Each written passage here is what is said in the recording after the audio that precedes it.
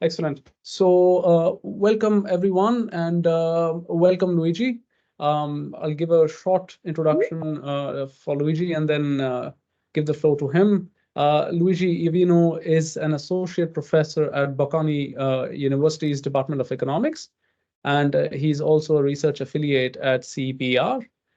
He obtained his PhD in economics at MIT, and Luigi's areas of interest are informational fictions, optimal fiscal and monetary policy, and behavioral macroeconomics. Luigi has published in the very best macro and general interest journals, and I would very much recommend people to go to his webpage to see some of his published and upcoming papers. Today, Luigi will be presenting his paper on corporate taxation and carbon emissions. Luigi, welcome again. You have 1 hour and 15 minutes in total, including questions. It is up to you if you want to take questions on the go or defer them towards the end. And with that, the floor is yours. All right, thank you very much. Thanks everyone for coming. It's truly a pleasure. Never presented to any place in Australia, so it's very even more exciting. And yes, please do ask questions. I usually take questions as I go, otherwise I forget them. So please interrupt me anytime. I hope you can hear me well. I'm not using headphones, but it should be fine. I think I learned that during the pandemic. All right, so this is joint work. This is, okay, the title is Corporate Taxation and Carbon Emissions. This is joint work with my colleagues, Torsten Martin, who was at Bocconi and now he went to Frankfurt, and Julien Sauvagnat, who is also at Bocconi. And I think he presented a few weeks ago, but he hopefully presented something else. So the research question... Sorry to interrupt. Julien presented, I guess, last year or something, so a while ago. Last year? I think so, yeah. Okay, so maybe he told me another place, because he said either the time really flies, but really flies, or it can be, it was another place in Australia, because it cannot be. All right, yeah. So, but yes, so good. So the question we are after in this paper is there an environmental bias in corporate taxation? And the answer I'll try to convince you is that yes. And if so, through which mechanism? So I will show you the mechanism. And finally, I will try to quantify this mechanism for you. So what do I mean by environmental bias in corporate taxation? So we're going to focus on US data, mostly because we have plenty of data for that. But the principle, I'm pretty sure, I'll show you that the principle can easily extend to other countries, and we do have robustness checks with some other countries. So the idea is that carbon emitting firms, so say that I'm going to call them brown firms, although the measure of emissions in our paper is going to be continuous, but let's say green and brown. So the brown firms tend to pay lower taxes, lower corporate income taxes. So there seems to be an implicit subsidy, which is large. So given the same amount of, say, earnings, the carbon taxes, the brown firms can pay fewer taxes. And now you say, okay, how is that possible? If anything, it seems like that we should go in the opposite direction. We say a carbon tax, for example. Well, the answer is that because there is an implicit subsidy which works through the tax shield of debt. So what is the tax shield of debt? In many countries, including the US for sure, but also Italy, for example, and this is also true for households, by the way. Well, in many countries, when you borrow, say that you get a mortgage, then you can deduct your interest expenses from your personal income tax. And the corporations can do the same. And therefore, that has an implicit subsidy. Of course, I have to convince you that carbon emitting firms, the brown firms, tend to have more debt. And this is going to be part of the paper. Now, we then build a general equilibrium multi-sector model, which is going to be quite rich. So it's going to be, yes, a closed economy, but it's going to have sorts of different types of taxes, debt, equity choice, obviously. And then I'm going to also do input-output intermediate and investment network. So it's going to be a rich economy. And I'm going to use this model to quantify the first existence itself of this debt tax shield. So therefore, we're going to remove it. And then we're going to do other types of exercises. I will show you that GDP falls quite a bit, but carbon emissions fall by more when you remove the tax shield of debt, which shows that indeed there is an implicit subsidy to brown firms via this debt tax shield. All right. But the related literature is a kind of, yes, definitely rich, and we are connected to different parts of the different strands of the literature. So we have the corporate finance and papers, we have taxation and the environment, and we have also macro because of the general equilibrium model. But if you don't mind, I say, let me move on and let me go to the empirical analysis, which is the first part of the paper. Now, I have to show you the data. So we combine different types of data. So we start with the balance sheet and income statement data, which we take from Compustat. Now, Compustat will cover North America, as I said, non-financial firms. Now, you may object that these are relatively bigger firms, and that's true. These are relatively bigger firms. So we do some robustness checks in the paper to check whether, whatever we find is true also for relatively smaller firms. So we have data on a more like, representative sample of US firms. Then we need data, of course, on carbon emissions, which we take from TrueCost. So TrueCost is a proprietary database that covers a lot of US firms, has a very nice overlap with Compustat firms, and this overlap has gone up a lot over time. So the coverage of these firms goes up, like especially since the 2016, really shoots up. And we cover basically 90%, for example, of the aggregate assets of US economy, of US firms. Now, the sample period is 2004-2019, but as I said, the coverage increases, especially later in later years. Now, TrueCost basically asks firms, first looks at the reported, reported emissions, but they also have models that are based on how much fuel these firms produce. So for the firms that do not report, they estimate the emissions, and we also can do some robustness checks. So firms that report, firms that do not report, and all those things. And for some subsectors, like utilities, for example, we can actually go much deeper. So we can use EPA data, for example. These are like, this is in case you wonder whether, for example, the reported emissions are truthfully reported. So we have checks for particular sectors where EPA data, so this Environmental Protection Agency in the US, goes and checks whether the emissions reported are indeed true. Now, we need data on taxes, and we want to be as precise as possible on taxes. So the statutory tax rate, yes, it's easy. Well, it's easy at the federal level, but then there are state level corporate income taxes in the US. So we get those from Tax Foundation. So depending on where the firm is located, you have a state tax. But in fact, some firms are located in different states. So you have different establishments in different states. So what we do is that we need to get the location of the establishments, and then we look how much of these establishments, how big these establishments are, and we try to infer the state tax paid by a firm located in different states. Finally, we have also international firms, so multinational firms. And for those, we need international sales. Now, international sales, we would like to have international profits, but those are hard to find. So we do international sales. And so we compute, say, the tax rate paid by the firm, depending on how many sales this firm is doing, say, in Italy, in France, in Australia, and so on. And we do that with the fact set, which contains the sales by, like in each country, by multinationals. Now, this is the empirical part, if you want, of the paper. Then there is the theoretical part. We build this model, and we need to calibrate it. And to calibrate it, we use BEA data for all the input-output networks and the production parameters. And the construction of this network, like the intermediate network, is going to be relatively easy and say straightforward, whereas the investment network, which I'll clarify what it is later on, it's more involved, but still uses BA data. Okay.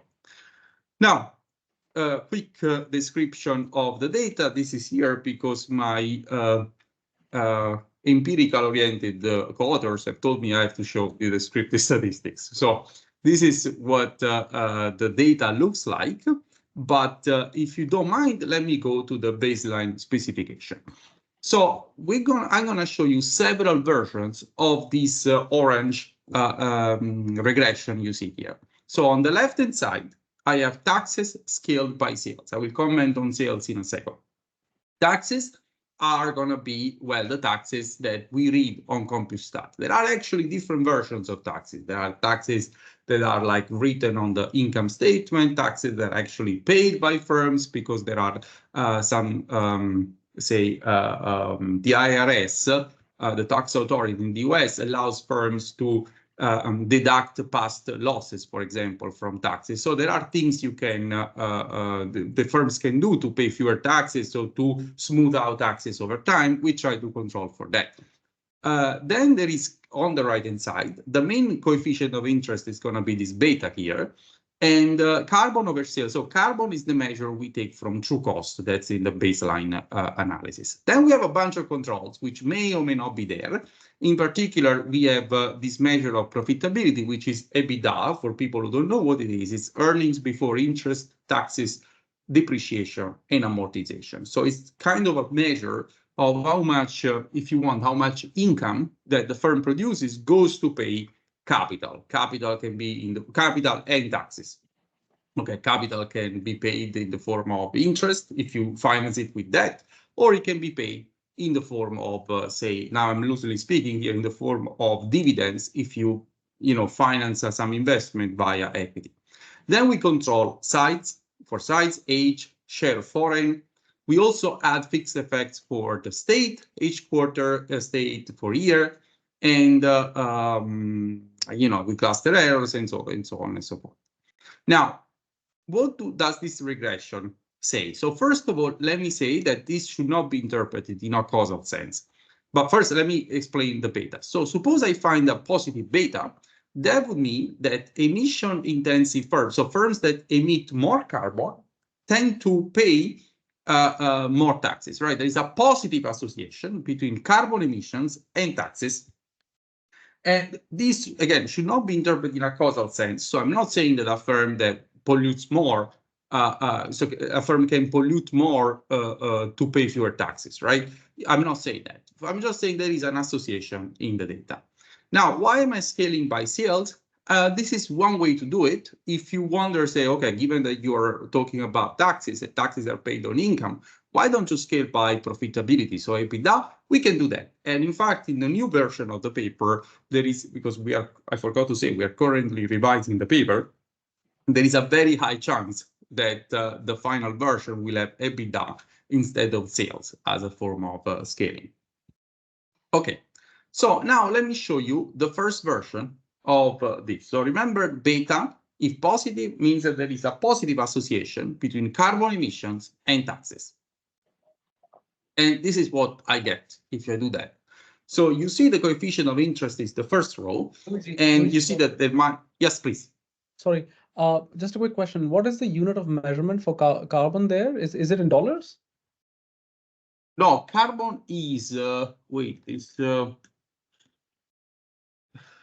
no, carbon is a physical measure. I forgot what this is. Like in tons, ton equivalent of greenhouse emissions, I think. I see. Okay. So yeah, so right. So it's a physical measure for sure. Okay. Sorry, I should know it. Maybe it's here. Yeah, tons. Oh, you see, tons of CO2. Yeah. Okay. Yeah, and then once you divide, it's per sales, per 1,000 sales.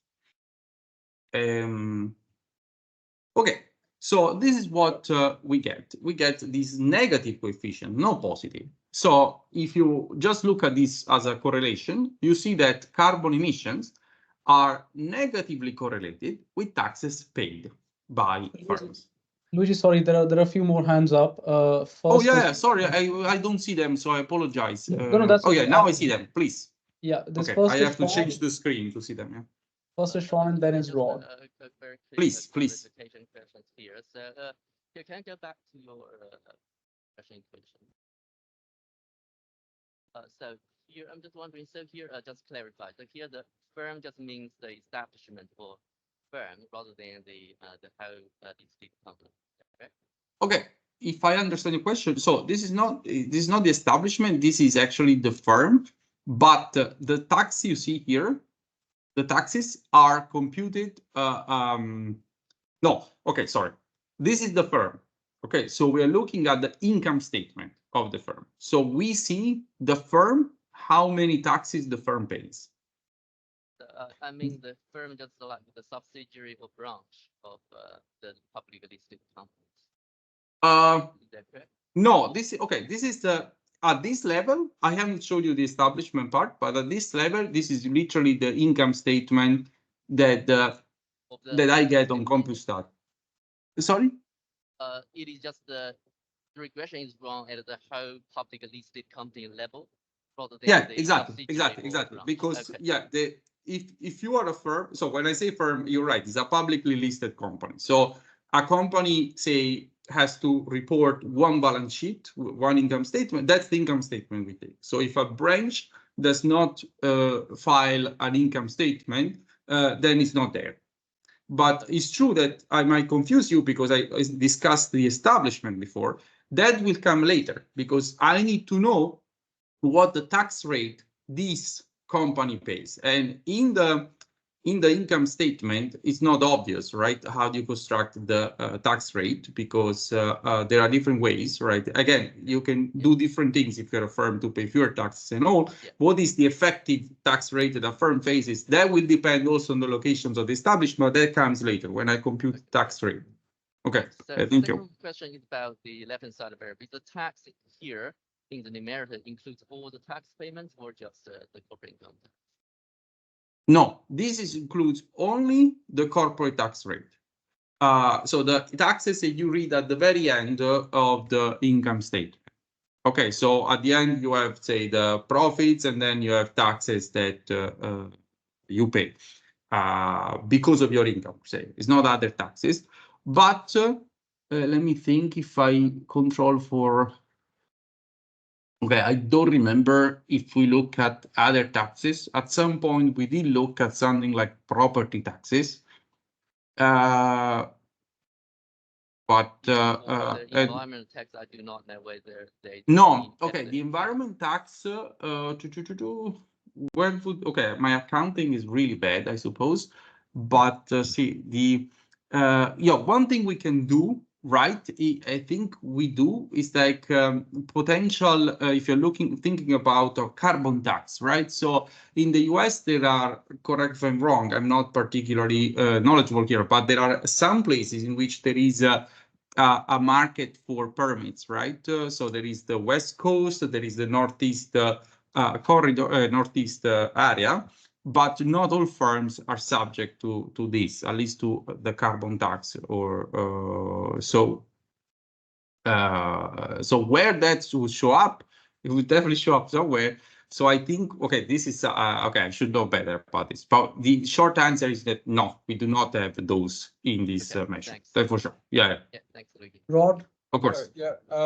Just to comment on that. Sure. Payroll taxes are very large for firms, particularly in big countries like the United States. So that kind of taxation tells us something about the ratio of employment to capital, for example, in these firms, which could be relevant to what you're doing. Absolutely. The other related question is that you omit all non-listed firms, which, and I understand non-listed firms are the majority of all firms, and that is not necessarily a problem, except that in your case, you're interested in debt versus equity, and you know the non-listed firms don't carry any equity, right? So all of their investment is debt financed. Right? So does that mean then that your work has more limited relevance beyond the listed firms in the economy? That's one question. Okay, this is interesting. Yeah. Sorry to interrupt you. Okay, please. Yeah. Okay, so first of all, you're right about the payroll tax. So we do check at some point. We checked whether this correlation is also true at the employment level, if you want. Yeah. So we do not find this strong correlation, and I'll try to convince you is because it's not just the capital; it's what type of capital that drives this. So I will show you. And about the private, non-publicly listed firms, those we do control for, we do check in one of the robustness checks. We have this wider universe of firms, and we do see some effect. It's a little bit smaller, the coefficient. Okay, so that could be the reason, exactly what you're saying. We do see an effect. Now, I didn't know they are equity zero, but this is really my ignorance, but I thought it was, part of it was like lots of private equity. So often the equity is held by some very few families that, have this large wealth. But in any case, so we do have a robust check with a small coefficient. So that could be the reason why. Yeah. It's also true, though, that, when it comes to emissions, some big firms are publicly listed. So that is true in terms of assets. Publicly listed are really large firms in terms of many measures, but in terms of emissions, quite a bit. So that's what we ultimately care about. Although I have to say also that, if I'm not mistaken, some power plants are private, are public in the sense held by the government. There is also that. Okay, understood. Thank you for that. The final point was related to the one raised earlier about that ratio of carbon to sales. If you're working with long time series here, you're dividing a real variable by a nominal one, and you're going to get inflation bias built into that, right? So presumably you are trying to control for that. Yeah, for sure. We also do those. We do live 1 year analysis, so you just take 1 year, and then we look at, sometimes we only look at 1 year. Okay.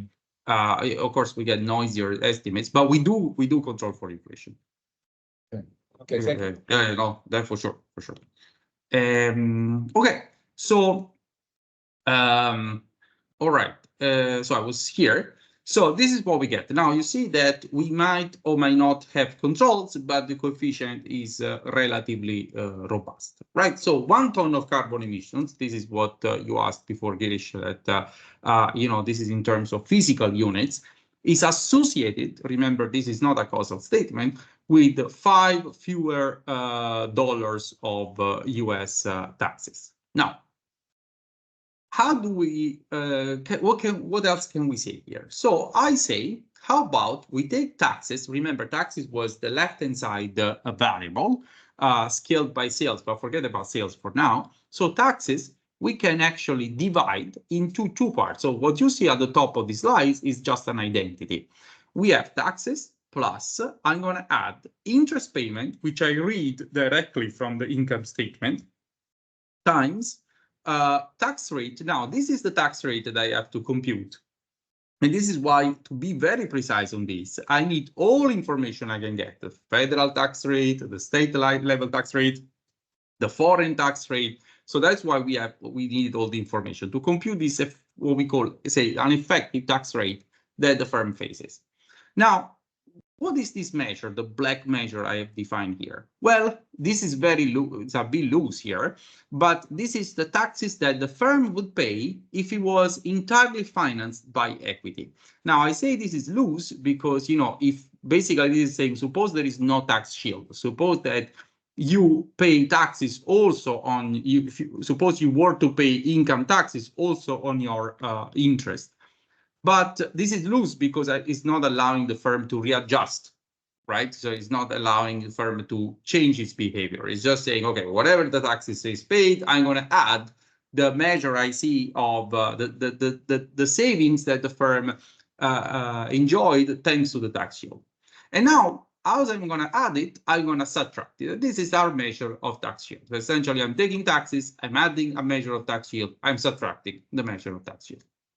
And now I can repeat the regression you saw here, but on the left-hand side, instead of having taxes, I'm going to do these two measures. First, the left-hand side here, and second, the right-hand, it's first the first part, and then the second part, the orange part. So what you see in this table is exactly the same regression as before, but with these two regressors. And you see that the first part, basically the coefficient of this regression, of that regression, when I change the tax variable on the left-hand side with this new measure, which adds the tax shield to taxes, you see that the coefficient, the correlation between carbon emissions and this new measure of taxes now is basically non-existent anymore. Instead, all the variation, all the correlation between carbon emissions and taxes seems to come from this measure of tax shield that I just defined here. Now you see the coefficient has the opposite sign, but that's because I have a minus sign here. So if I want to look at this, if I were to look at this table, I could conclude, for example, that firms with higher carbon emissions tend to have also higher tax shield. Okay. And we have several robustness. Maybe this is year by year. Okay, year by year. This is what I was saying before.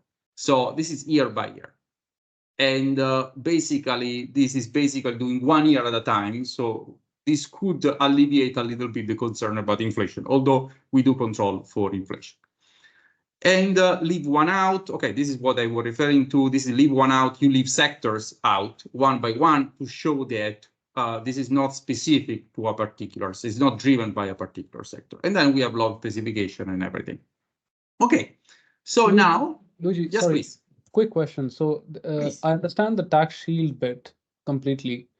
I'm not quite clear of how to interpret the first term. Why would the firm be paying the first term if it's 100% equity? I in my head, you'd still just pay taxes, no? Why interest payment into taxes? Okay, so this is, again, it's I'm not allowing the firm to change its behavior. So let's suppose the firm, whatever the firm does in terms of employment, capital, investment, whatever, suppose that thing stays fixed, right?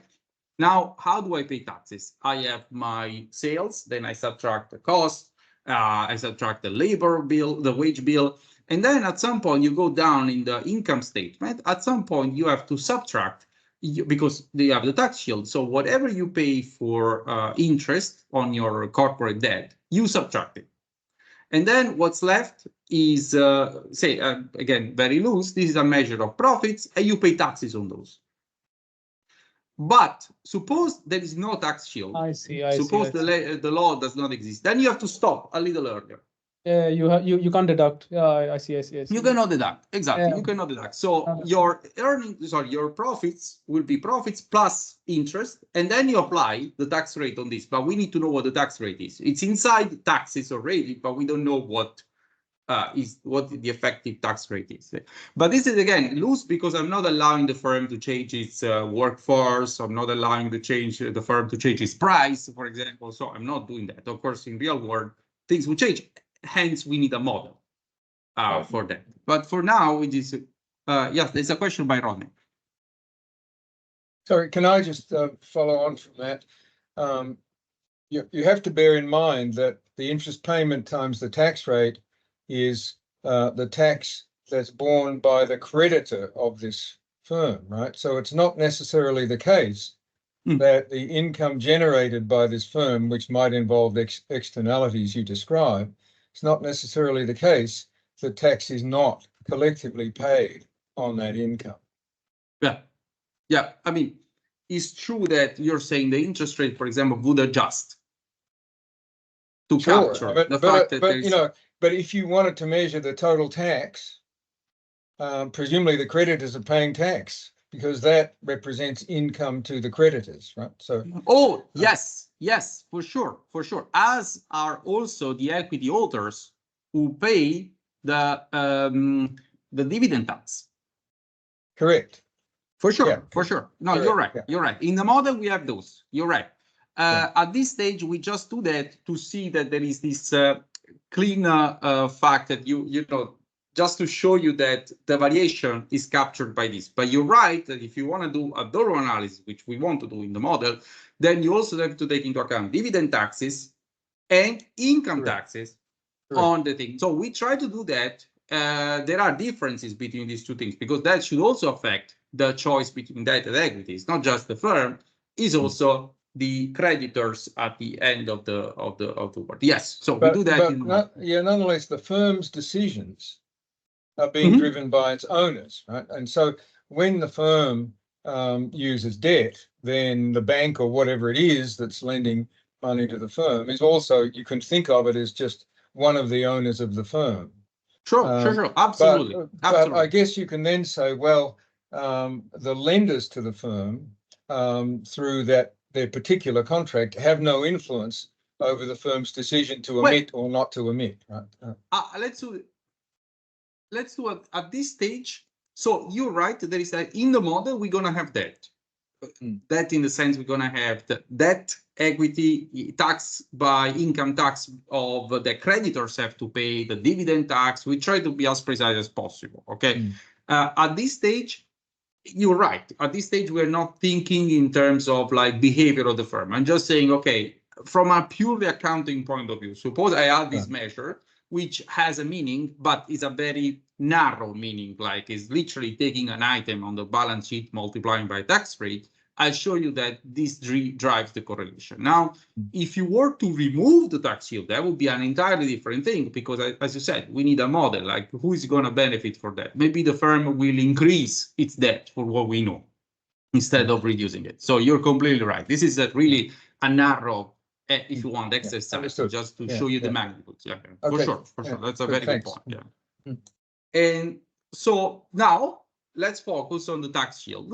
So the second part, the orange part of this regression. And I'm going to break. Now it's black, but this is the orange thing you see in the previous slide. So I'm going to divide the tax shield into three parts. Again, this is purely, say, accounting, quote unquote.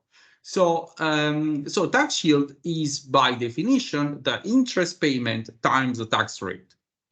But what is interest payment? Well, interest payment, you read it on the income statement, but you also have the debt of the firm on the balance sheet. So you can, if you want, take the interest payment, divide by this measure of debt you have on the balance sheet, and you have a rough measure of the average interest rate that the firm faces when borrowing. Again, this is not the marginal interest rate, this is the average interest rate that we get by dividing interest payment by debt. And if you now repeat the previous exercise, so the regression I showed you at the beginning, but on the left-hand side, instead of having the tax shield, you have each one of these components separately, you see that the correlation comes essentially almost, well, entirely, I would say, at least the significance comes entirely from debt. So basically what this suggests is that there is a positive association between tax shield and the carbon. And this is because firms that emit more are also firms with more debt. So it's not that they pay higher interest rates, or at least higher average interest rates. It's not about the tax rate. It's really that they have more debt. So finally, why would these polluting firms have more debt? Well, this is the last table I'm going to show you. So basically, first, there is a literature out there that tries to say what are the determinants of leverage, like of debt? Why is it the case that some firms have more leverage than others? And this literature has concluded that one key variable is the tangibility of capital. This goes back to the story about employment versus capital. So it's not just capital, it's tangible capital. And by tangible capital, we mean structures, so buildings, imagine buildings, power plants, warehouses, and more importantly, machines, so equipment. So this is what we call tangible capital. Now, tangible capital is well known to be associated to leverage. What we show here is that tangible capital is also associated to carbon intensity. So if I repeat the regression, but on the left-hand side, I use tangible capital, which is PP, so property, plant, and equipment, on the left-hand side instead of taxes, I see a positive association. What is more, once I control for this PP over sales, the presence of this control kills the original correlation between carbon emissions and debt and carbon emissions and tax shield. So basically, if I repeat all those regressions you saw before and I add PP over sales, that correlation that is driven by, which is the motivation of this paper, disappears. Now you're saying, okay, but PP over sales is, yes, sure, they should be associated with the leverage, but there are many other things, and you would be completely correct. In fact, we have many leverage determinants here, and there is positive association of this measure, of some of these measures with debt and tax shield, but the one key variable that really drives the entire correlation, that once you add it, really kills the correlation, is PP over sales. So we're going to give a particular importance to this variable. In fact, we can say more. That's the cool thing. The PP decomposition. So we can take PPE and we can look at what makes this PPE, because PPE is like, again, property, plant, and equipment. But you can break it down into its subcomponents. So you have machinery, so the equipment, you have leases, you have land, you have construction, buildings. And you see that if you check this correlation with carbon intensity with each one of these measures, really the one key measure that really matters and really absorbs almost all the variation is machinery. So when I say that there is more tangible capital, I mean that carbon emitting firms are carbon intensive firms. I mean, these are, I'm using all this terminology interchangeably, are also firms with more machines, with more equipment. Okay. Now you may wonder, okay, but you're capturing only the variation within of some sectors that are very intense in equipment. For example, utility sector. Well, I showed you before that, or maybe I didn't show, but you can repeat the analysis excluding one sector at a time, and this correlation remains. Maybe the standard errors increase, but the number stays kind of robust. One thing you can say is like, okay, but how about a more precise estimates of carbon emissions? I don't know, we have different types of robustness. One thing we do, which I think is cool, is that we zoom in onto the energy sector. So energy sector is particularly important because it basically accounts for half of the emissions in our sample, really half. So for this particular sector, we can be much more precise, because we do not need to rely on the true cost database. Maybe you wonder whether these firms are truthfully reporting the carbon emissions to this company, and that gives us the data. But for the energy sector, we know for each power plant, say, we know the generators they have and what type of fuel they use and what capacity. So we can repeat the analysis with the fossil fuel capacity. So we look at the correlation with instead of doing carbon emissions, we do fossil fuel capacity, and we can convert the fossil fuel capacity into emissions using emission rates of each particular fuel. So when you do that, you say that even within the energy sector, even with this much better, if you want, more precise measure of carbon emissions, you still see the correlation.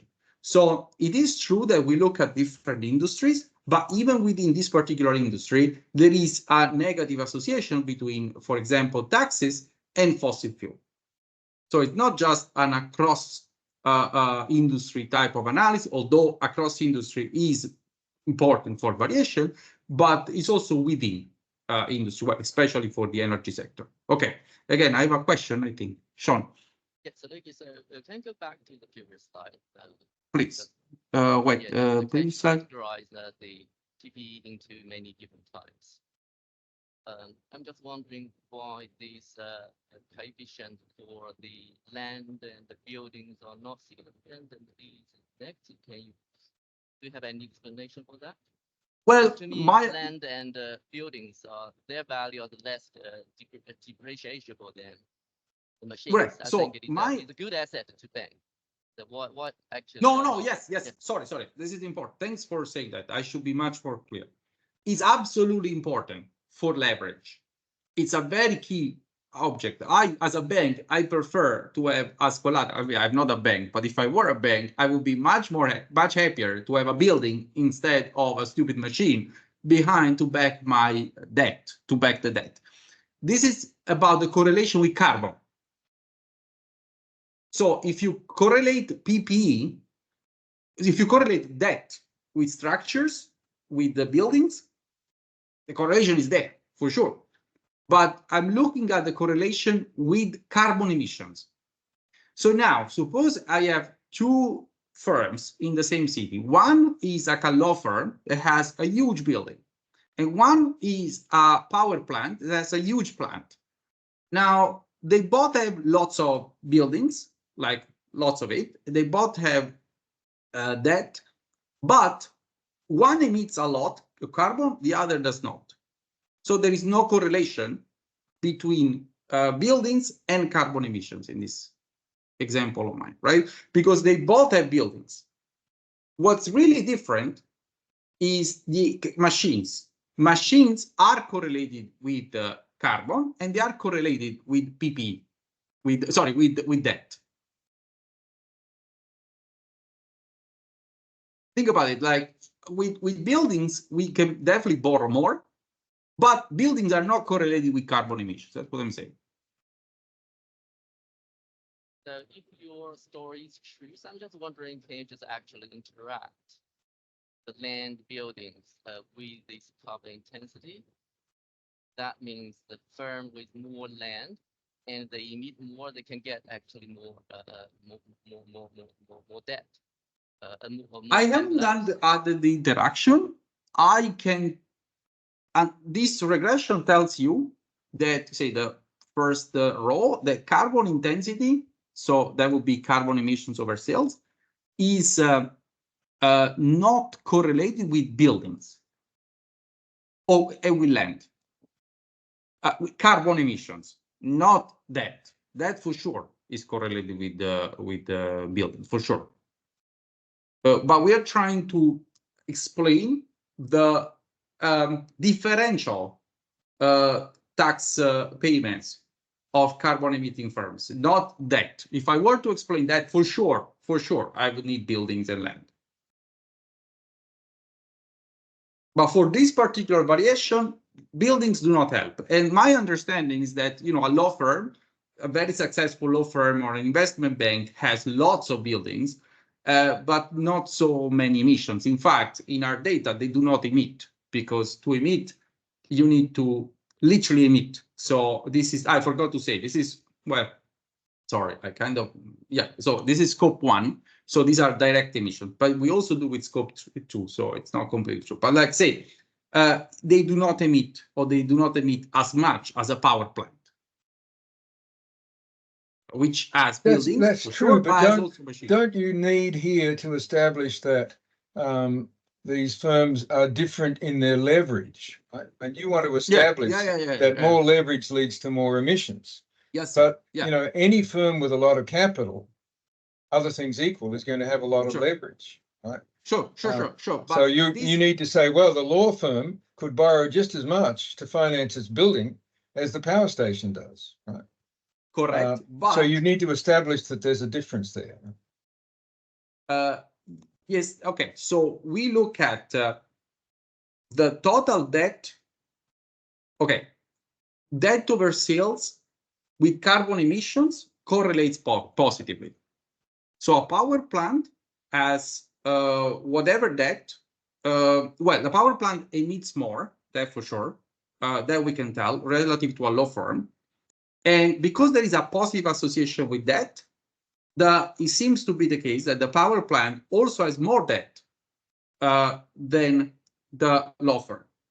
Now, if you look at the buildings, that does not explain the correlation, meaning probably because they both have buildings. Because if they had the power plant and more buildings, then you would see the correlation, but you don't see it. I'm speaking loosely here. But one thing for sure, the power plant has more is the machines. And in fact, once you do the machines, there is a positive association with carbon emissions. That's what I'm saying. And with that. Yeah. And in fact, once you control for PPE, which from this regression you think is mostly machines, the association between emissions and that disappears. So the differential part seems to be driven by machines, essentially. Well, by PPE for sure, but also in particular by machines, because the buildings are the same. That's yeah, but that's an important question to clarify. Thank you. And that's basically what we have in the empirical part. So what I was trying to argue here is that dirty firms, they tend to have more tangible assets, in particular machinery. That's what we just discussed. Therefore, they have more debt. Therefore, they pay lower taxes. I mean, now I'm giving to you as a chain, causal chain, but I just showed you correlations, okay, and in the empirical analysis. However, in the I forgot to mention, maybe I said that this paper is undergoing a major revision.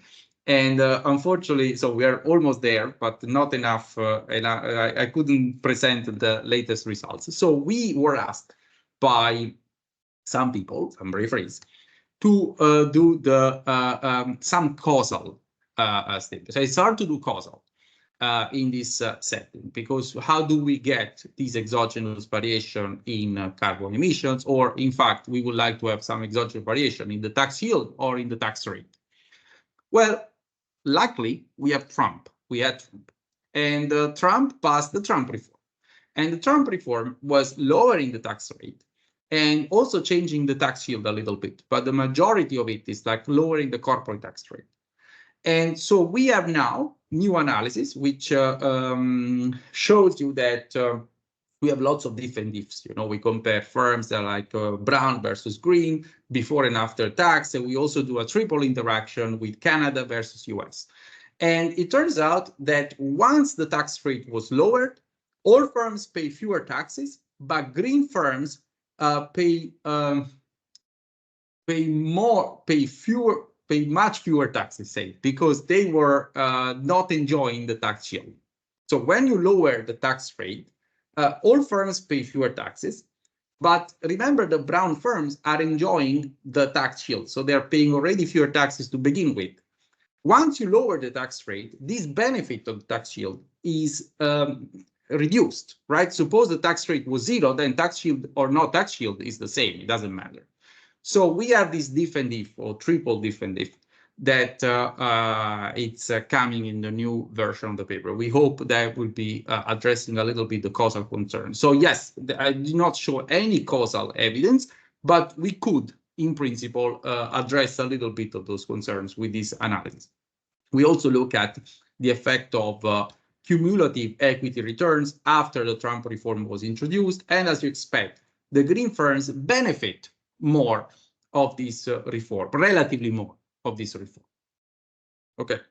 Yes, please. I cannot hear you. You're muted. I'm just curious, do you find the same positive correlation with carbon emissions and PPE for the automobile sector? I'm thinking Ford versus Tesla. That's a good question. I don't know. We do leave one out, but we do not focus on the automobile sector. I'm sorry. We don't know. Okay, the answer I don't know, but I will definitely check, because it sounds like relevant for these electric cars and everything. Well, it depends very much how emissions are counted. But okay, when it comes to scope 1, well, no, wait. Okay, so we do not do that. So this is pure speculation. But then if you look at the baseline analysis, it's mostly about whether Tesla as a company emits more or less than Ford. So if the technology is the same, I know it's not, but suppose, then they would emit the same. The question is whether cars emit more or less. That's not even scope 2, it's scope 3. Scope 3 is about all possible emissions that your product will produce in its lifetime. But that becomes a little bit noisy. A little bit, very noisy. What I would love to know is whether Teslas or electric cars in general produce more or less fewer emissions during their lifetime. That would be very interesting to know, but no way I have the data. Yeah. Thanks. But there are two more questions, one by Rod and one by Yanryu. And after that, I would suggest that maybe let Luigi get to the. I always run out of time. Yeah. Yeah. It's Rod, a typical thing. I talk a lot, as you can see. Yes, please. I don't know. Yanryu? Sorry for mispronouncing your name. Rod, you're muted. Rod, you're muted. Rod, you're muted. I guess he can't hear me. Sorry. Yes, okay, now I can hear you. Yes. Well, both are muted.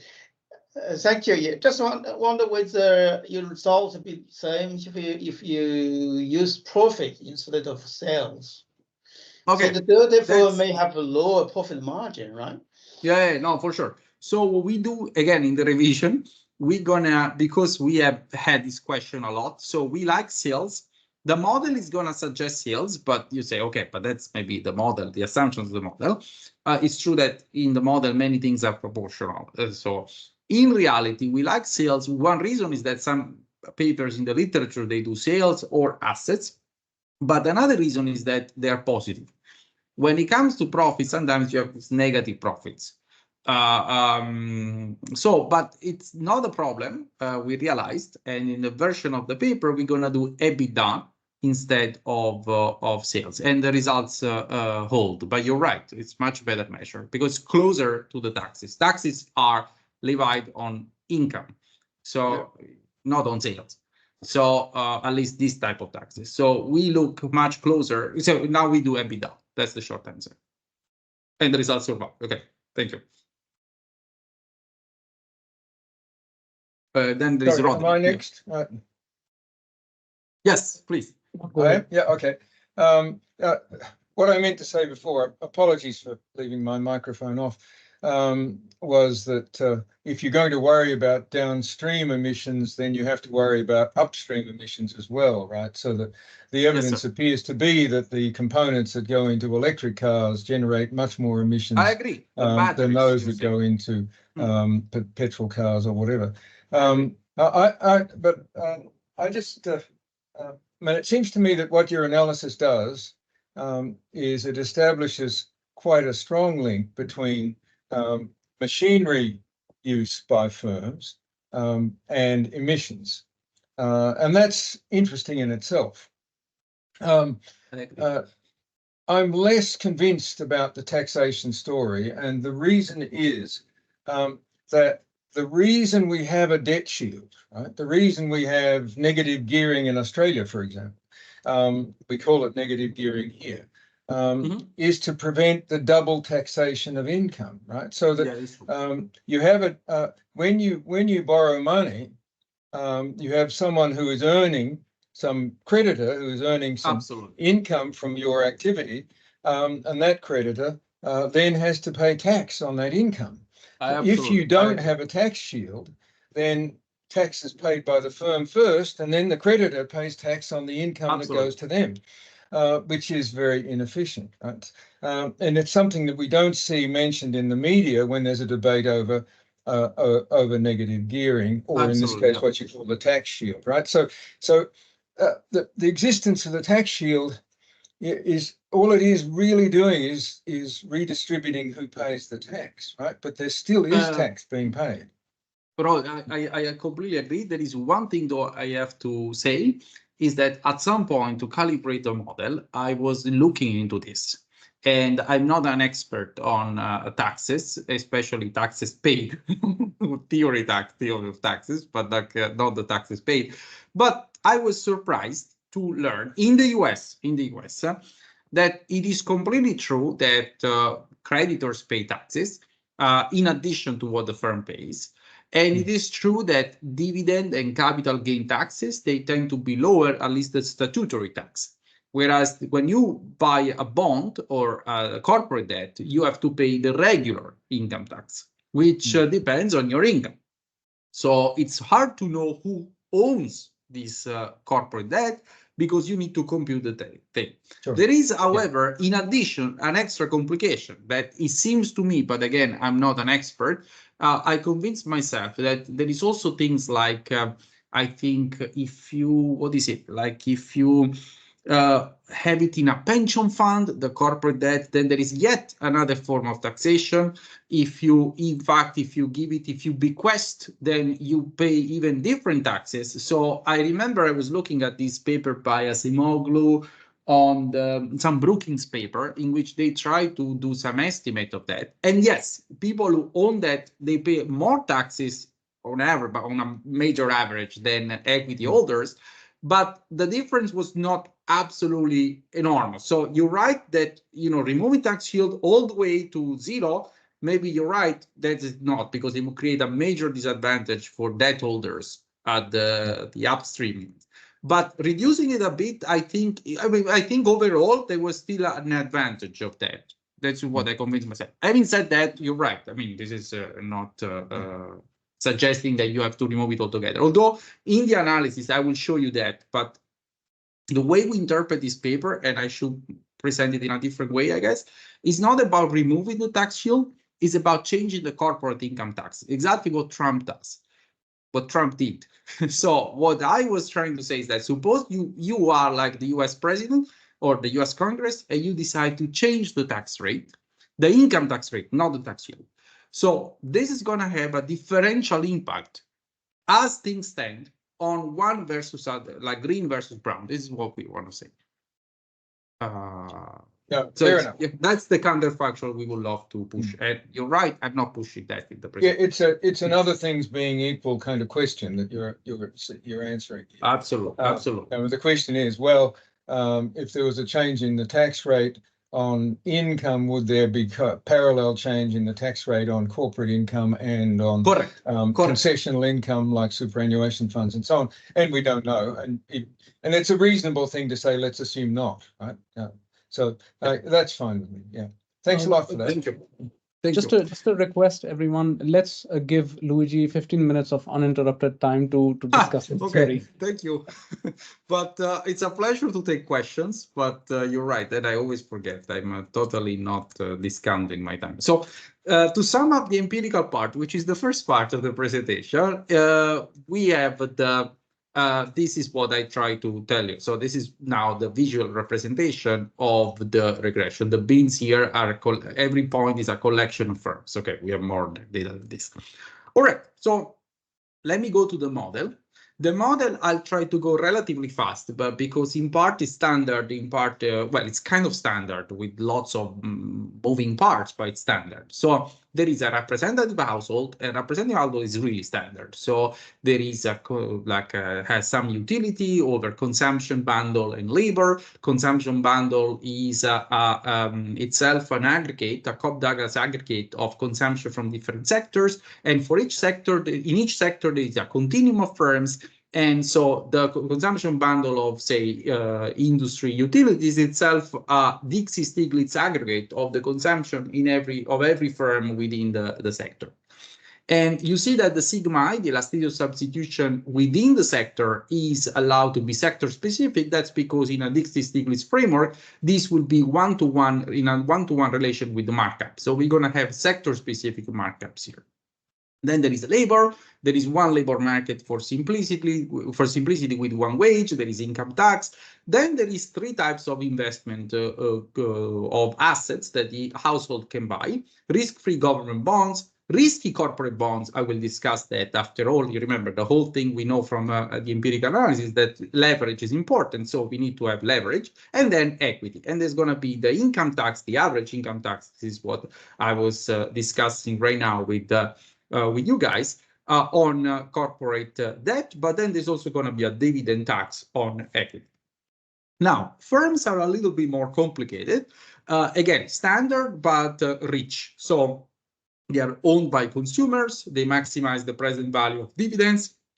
I forgot to say there is no aggregate risk, only idiosyncratic risk. So the model is not stochastic. We are going to look at steady states, but it's stochastic for each single firm. Say. It's not stochastic in the aggregate. The firm can finance capital in two ways. It can issue risky corporate bonds or equity. Then it hires labor. It purchases intermediate goods from all sectors in the economy. So there's going to be an intermediate network. In addition, there's also going to be capital, and this is the rich part, this is relatively new. There is three types of capital. So structures, equipment, and intangibles. And each type of capital has a law of motion, so it has a depreciation, that's sector depreciation rate delta, which is sector specific and capital specific. That's the depreciation rate. In addition, how is capital produced? Now, in a typical model, you have the capital is produced one-to-one from the consumption good, right? You take a piece of the consumption good, you transform it into capital. In our case, this is much more complicated. So capital is produced by combining goods from all sectors in the economy. This is what they call the investment network. So we're going to have four networks in this model. It's going to be an intermediate network. This is relatively standard in this literature, but also three capital networks, one from structures, one from equipment, one from intangibles. I can show how they look like. This is the typical intermediate network. You see there is sectors, they use goods from other sectors, and they all use goods from all sectors, essentially. But if you look at the capital network, in particular, the network for equipment and for structures is even worse. There is few sectors that produce capital for all sectors in the economy. In particular, this dark sector here, this row, is probably the machinery sector. So the machinery uses inputs from other sectors, but produces machine equipment for all sectors in the economy. So it's very important that we take into account this different type of network because capital is so important, and in particular, tangible capital is so important for our model. This analysis has been adapted from this recent paper on the QJ by Lane and Winberry. So they construct this investment network and we build on their analysis. Okay, so production function, Cobb-Douglas, you see there is some productivity, which is not so important here. Then there's going to be the intermediate network, the labor, and the capital. They all aggregate together with this Cobb-Douglas production function. So we have robustness checks with the CS structure. Then the corporations pay taxes on their profits, and they deduct all sorts of things. In particular, they can deduct interest expenses. So this is the tax shield of that. So there's going to be an income statement in this model, and before paying taxes, you can deduct interest expenses. Finally, emissions are produced in a very mechanical way here. And if I have time, I will tell you more about this. So there's going to be some emission rate, which we take from the paper, from the data, and we multiply by output. So firms that produce more output, they emit more, but it also matters in which sector you're in. Okay. Now, I have to tell you why corporate debt is risky. I have not told you, but it's important, it's risky. Why is it important, by the way? Well, because interest rates are different across firms. So we want to calibrate the different interest rates on debt. So to make interest rates different, we need to have a reason why firms differ in their riskiness. So I'm going to assume the easiest possible thing, because the analysis, I want to keep the analysis tractable. So what we do is that in every period, a random fraction of firms is going to be selected for being restructured. So restructured firms, basically, if you own the equity of a restructured firm, you lose it. Okay, so you lose everything. You lose your equity, but debt holders maintain their assets. So the asset is still worth whole. If instead a subset of these restructured firms is selected to be liquidated, and so when this happens, all creditors lose the value of their asset. So why am I doing that? Well, you clearly see that given these assumptions, debt and equity are risky, right? But equity is riskier than debt. So this will allow me, by calibrating the probability of restructuring versus liquidation, I will be able to calibrate different returns expected returns and the different interest rates that firms pay in my sample. Clearly, this is a major simplification, but it gives flexibility without complicating the analysis, because the default choice is basically mechanical here. You don't have a choice. You have to be you have to default. Now, when the shock occurs, leverage is also very important, because remember, we need to make sure that debt is a function of capital. This is what we see in the data. So what we assume is that debt of a particular firm in a particular year is has to be constrained, but this constraint will hold with equality. So will be a direct function of, will be a function of capital. Now, what type of capital? Remember, we have three types of capital. We have structures, we have equipment, and we have intangibles. Well, we allow each one of these capitals for each different sector to have a different type of pledgeability. So structures can basically allow firms to borrow more, for example, relative to software, for example, which is a form of intangible capital. Okay, so different capitals will have different pledgeability. This is called pledgeability parameter. And this pledgeability parameter is also allowed to be sector specific. So a building in the utility sector is different from a building in the legal services sector. Okay. Now, this is the model. Let me give you very quickly an intuition of what's going to happen. Sorry if I go a little bit fast here. So basically, if you solve the model, you can find what's called a rental rate or user cost of a particular type of capital. So this is S is the type of capital, say structures, equipment, and intangibles, and I is the sector. So this is the effective cost of capital for a firm in this sector of this type of capital. So what is it equal to? Well, it's after this is a solution of the model. Okay, this is not an assumption. It's equal to the depreciation rate of that particular capital times a weighted average of the way you finance this particular type of capital. So this is the interest rate that the firm pays on debt, and this is multiplied by the share of capital that can be financed via debt. And this, remember, is the pledgeability parameter. The more pledgeable the capital is, this type of capital is in this sector is, the more you will be able to finance with debt, and therefore you will pay these instead of the equity returns, which you have to pay on the portion of capital that you cannot finance with debt. Now, notice that in addition to these two different rates, and this is higher than this, by the way, then there is also this factor, which is here because debt is fully shielded, whereas equity is not. So you see, this adds to the cost of equity, the presence of the tax rate on income. Now, suppose I were to remove the tax shield. Let's do this counterfactual. Then what happens is that you change the rental rate of capital, and in particular, also this part of capital will be multiplied by this factor. And the difference between the two rental rate is given by this term. This is just the difference between the two. And you see that capital becomes more expensive, of course, when you remove the tax shield, because now you have to pay taxes on also on your interest.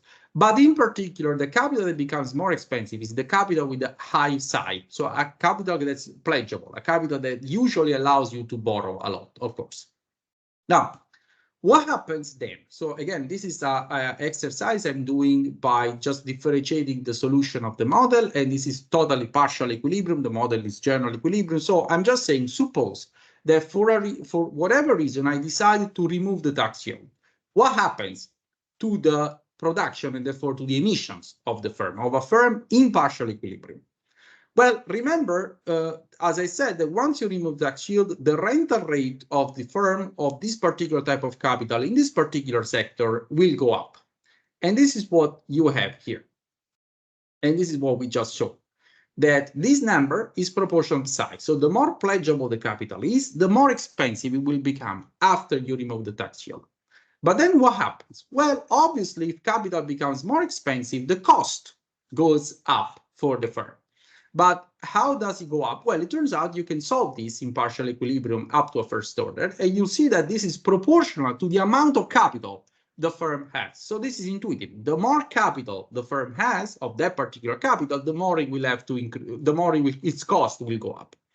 But then we don't care only about the cost. We ultimately need output. Why output? Because output is proportional to emissions. We want to know emissions. So output and emissions here is basically the same. So we need to go from cost to output. How do we do that? Well, we need the demand schedule. And well, first we need to go from cost to price, but cost and price are the same thing here because the markup is constant in this Dixie-Stiglitz world. So the increase in cost will be the same as increase in price. And then with the demand schedule, you can go from the increase in price to the decrease in output, to the decrease in output, and therefore decrease in emission.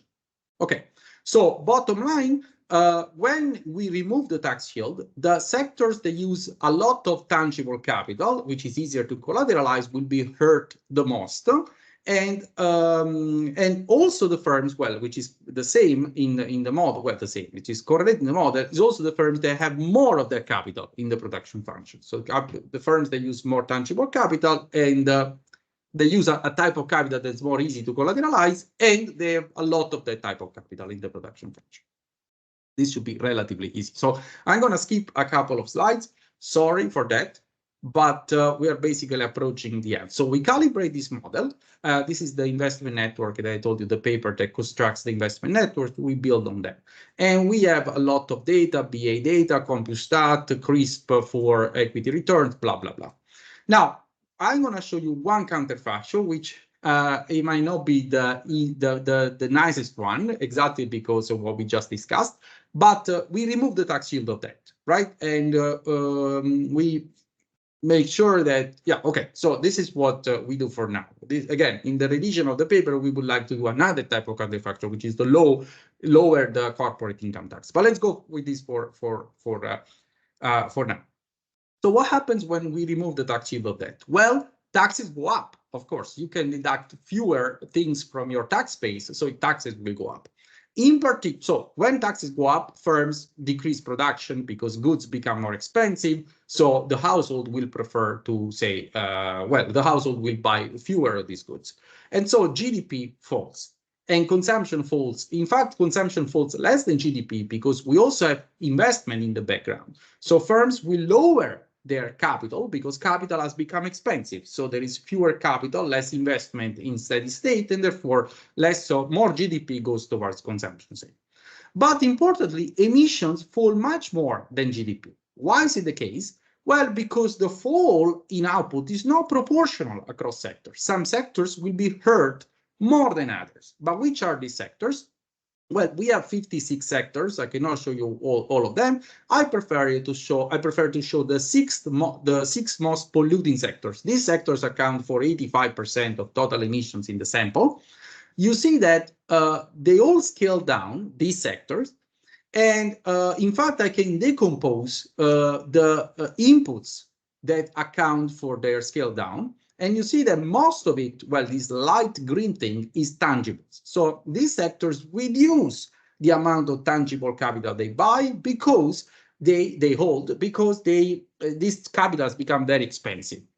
They also reduce intermediate, so everything goes down in general equilibrium. This is general equilibrium exercise, but tangible capital is hurt a lot. For example, labor does not change much. In fact, in some cases, it goes up because firms substitute capital with labor.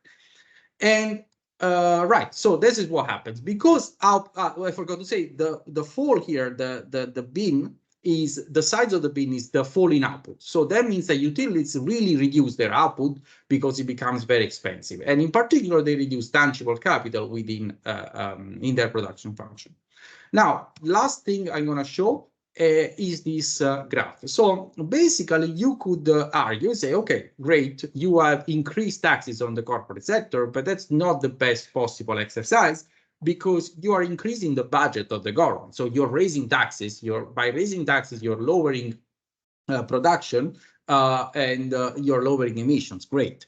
But would it be possible to engineer a tax reform that leaves the budget or GDP unaffected and it still reduces emissions just by playing on the fact that you basically want to do a tax reform that affects polluting firms more than green firms? Well, the answer is yes. So in this exercise, we are combining the removal of the tax shield, which I showed you before, with a subsidy to firms. Now, if you look at the vertical line here corresponding to 0, this is the point in which the subsidy is 0. So this is exactly the exercise I showed you before here, where we just removed the tax shield. So when you remove tax shield, I showed you, as I showed before, GDP goes down, emissions go down more, and total budget goes up because the government has more tax revenues. Suppose you give a subsidy to firms at the same time, then you go back here, basically by giving a subsidy, you can increase the GDP again, and you also lower the budget because now you have to pay for this subsidy. Now, you also increase emissions because emissions go hand in hand with production, which goes hand in hand with GDP. But notice you can engineer a subsidy such that GDP and total budget are unaffected. The reason why they cross at the same point, this is just an optical effect. I mean, they do not cross exactly at the same point, but it happens to be almost the same point.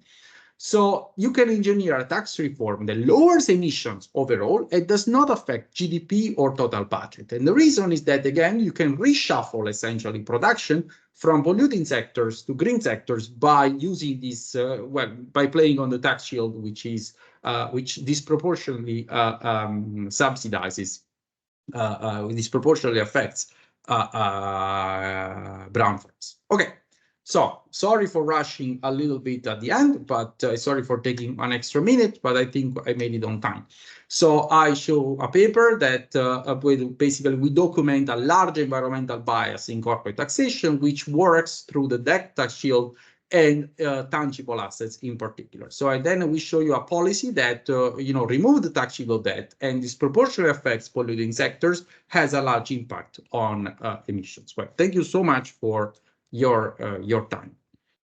Thanks, Luigi. Very interesting paper. And would it be possible for you to probably stay on for another 5-10 minutes in case Absolutely. Yep. Absolutely. Excellent. Great. So any questions? No? Okay, I have two. So one is if you go back to the network that you're talking about in terms of tangibles. I know you would ask about that. So yes, this one. So this is I'm just trying to understand. So how do I think about a network of let's say a tangible network versus intermediates? So intermediates would be completely different, and this is me taking, I don't know, a machine. I make houses, and if I take a machine that pours concrete, then that's not an intermediate. That's tangible capital. Okay, let me think. So suppose I want to say I want to buy paper for my activity. That's intermediate. Now you're right. It's like, what's an intermediate and what's capital? I guess the difference is like the capital you can use for multiple years. But so I'm not gonna try to find the exact definition of capital here. But suppose, let's compare a piece of paper and a machine. So the paper I buy from whatever paper sector there is out there, right? That's an intermediate. The machine I buy for the machinery sector. So that's, normally in a model, you would call it intermediate if you want, or maybe it would not be there, this machine, right? Because it would not show up in the intermediates in your income statement. But the machine you do buy, it's an investment good. So you do buy, and the question is, how do you produce the machine? Now, in a typical model, you would just say the machine comes directly from consumption good. So you would have C plus I investment equals Y somewhere. This is the resource constraint. In our case, the I comes from the sectors in the economy. So we trace back the origin of this machine, and we see that to produce the machine, there's going to be essentially one sector. This is part of the construction. So in this particular case, there's one sector. So say they produce machines, but how does it produce machines? Well, it uses inputs from other sectors. In particular, it uses paper again. So paper enters in the production of the machines, which then is sold to the whatever firm is buying it. Now, normally this machine I think it would go unnoticed in the construction, in the model using intermediate goods. Why would it go unnoticed? Because if you think of a use table, you have all the intermediates.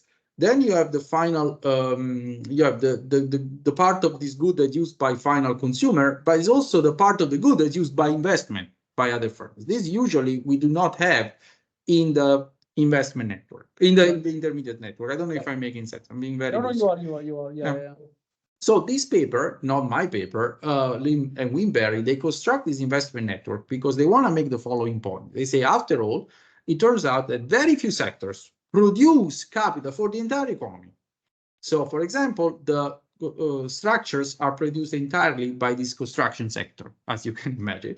So if there is a productivity shock to these networks, there's a different exercise they do, then this has, even if it's a sectoral shock, it has more likely to have an aggregate effect, because it's one sector that they call investment hub that produces structures for the entire economy.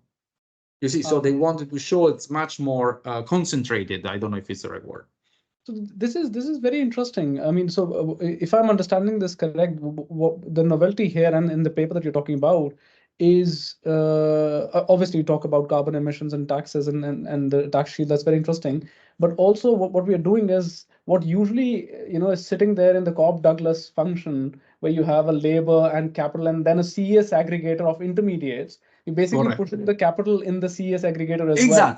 Exactly. I see. In some sense, yes. Although this we do because capital is so important, and so we want to know whether emissions affect the production of capital, by how much. So that's why we want to be precise on capital. But I love the paper. It's not my paper. I love this paper because I think it makes a very good point. I mean, the capital itself is produced by a network, and this network goes unnoticed. At least this is my reading of some of these papers. Right. And the last question would be, if you go to the last slide where you were showing that very interesting graph of a tax neutrality, or rather budget neutrality. Yep, this one. So I think this goes back to the point that was raised earlier, right, where the point is that this is a very interesting counterfactual and shows a lot of information. But in some sense, when you remove the tax shield, you are doing double taxation. Okay. You're doing double taxation. Yeah. Sorry to interrupt. Yeah, but and then you obviously reallocate that if you want, but the revenue neutrality, which is fine, which is exactly what you're showing. That it's not that we are increasing the tax revenue of the government. The government can basically put it back into the economy. The question would be, is it feasible from a policy angle? That's part A. Part B would be, is it possible to think of a different counterfactual where you motivate the same thing but without actually first invoking double taxation? Okay, so first of all, the double taxation, that is completely true, but I have to say that double taxation, of course, because in addition to these taxes that the firm pays, the creditors also pay other taxes. They pay income taxes on interest they get from corporate debt, and they pay dividend taxes on dividends. Right. Now, I have to say that's very hard to compute these things, because you say, okay, how hard can it be? The dividend tax is either at 10%, 15%, or 20%, if I'm not mistaken. The income tax is just the income tax in the US. Well, but you don't know who owns that. You don't know who owns dividends, equity. And in addition, depending on the identity, if there is a pension fund that owns that, then there is tax benefits associated to that. If you leave your stuff to your heirs, then there is yet another benefit. So it's really complicated. Once you compute the best you can, or at least best this paper can, that I was citing, the Brookings paper, the difference, there is a extra tax that you pay, that people pay on interest vis-a-vis dividends, equity, but it's not that large as you can expect. Okay, so now, once you remove the tax shield, if you do not want to do double taxation of that, you want to remove it, but not all the way to zero. That would, so exactly to kind of balance the two taxation. At that point, equity and debt would be neutral. Okay, the taxation would be neutral for this particular choice of debt versus equity, at least for the average owner. Now, as I said, I'm not particularly excited with this counterfactual because there are all these issues, and also because people say, okay, but is it the right way to combat emissions? Why don't you do a carbon tax? You know, which is even more targeted to carbon than the actual debt. What we will be doing in the revision is to focus on corporate income tax, because that's on everyone's mind, right? It's like, okay, let's increase the carbon the income tax on corporations. That's easier to do. So, you know, Biden raised it, Trump lowered it. Now, if Trump gets reelected, he will lower it again. So they do it all the time, and that affects disproportionately some firms over the others. That's the thing I would like to do the most. I see. Yeah. I see. Okay. This is very interesting. This is very interesting. Any other questions? Okay, I'm assuming that is a no.